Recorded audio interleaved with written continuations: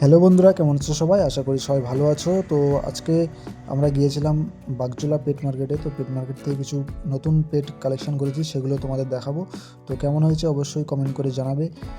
আর আজকে আমরা এই খাঁচাগুলো কিন্তু একটু ঘুরিয়ে দেবো, কারণ এই সাইডগুলো রোদ পাচ্ছে না। মানে দুটো করে খাঁচায় রোদ আসছে, বাকিগুলো রোদ আসছে না। তো তার জন্য এইগুলো কিন্তু আমরা আজকে রোদ্দুরের দিকে ঘুরিয়ে দিলাম। খাঁচাগুলো দেখতেই পাচ্ছ।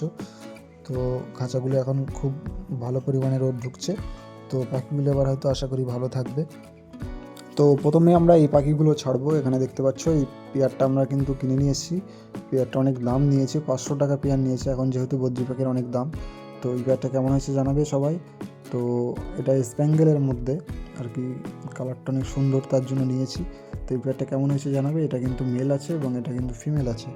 তো অবশ্যই কমেন্ট করে জানাবে পাখি দুটো কেমন হলো। তো চলো, পাখি দুটো এবার খাঁচায় ছাড়বো আমরা। তো এখানে দেখতে পাচ্ছ খাঁচায় ছাড়ার জন্য কিন্তু ওদের দরজাটা খুলে দিয়েছি। একটা কিন্তু উড়ে গেল এবং তারপরে আরেকটা উড়ে গেল।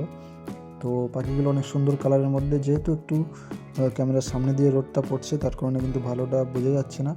তো এই পাখিগুলোর কবে কি রেজাল্ট কি করে, ডিম বাচ্চা কবে কি করে, সেগুলো দেখতে পাবে সবাই। তো অবশ্যই চ্যানেলটি সাবস্ক্রাইব করে রাখবে সবাই এরকম ভিডিও দেখতে হলে। আরও কিন্তু 3টে কাউন্টার আমাদের এখনও ফাঁকা আছে, সেগুলোও কিন্তু বিভিন্ন ধরনের পাখি আনবো, তো সেগুলো দেখতে পাবে।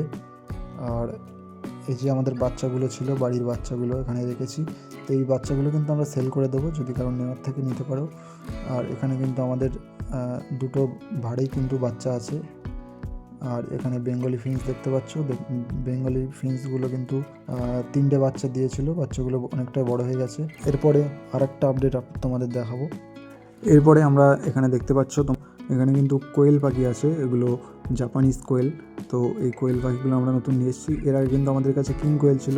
তো কিং কোয়েলগুলো কিন্তু আমরা সেল করে দিয়েছিলাম, বিভিন্ন কারণে মারা যাচ্ছিল, তো তার জন্য কিন্তু আমরা সেল করে দিয়েছিলাম। তো আবার আমরা এখানে জাপানিজ কোয়েল নিয়ে এসেছি। এখানে দুটো ফিমেল এবং একটা মেল আছে।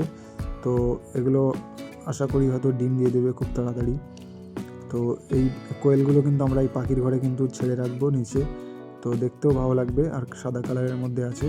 এই দেখতে পাচ্ছ এক এক করে বের হচ্ছে। তো এরা বের হয়ে গেলে আমি এদের খাবার দিয়ে দেবো। তো খাবারের এরা কিন্তু মুরগির যে ম্যাশ হয় ওই ম্যাশ খায়। তো আমি সেই ম্যাশটা আনতে ভুলে গেছি, তো তার কারণে একটু পাখির দানা দিয়ে দেখি খায় কিনা। তো পাখির দানা কিন্তু আমরা দিয়ে দিয়েছি। তো ওরা খাচ্ছে, মোটামুটি খাচ্ছে, কিন্তু ম্যাশ যে পরিমাণে খায় সে পরিমাণে কিন্তু খাচ্ছে না। দেখতে পাচ্ছ যে বেশিরভাগই ছড়াচ্ছে। এখন এরা এই দানাগুলো যতটা খায় খেতে লাগুক। তো আমি কিন্তু বাজার থেকে দানা ম্যাশ নিয়ে এসে, মুরগির ম্যাশটা নিয়ে এসে এদেরকে দিতে থাকবো।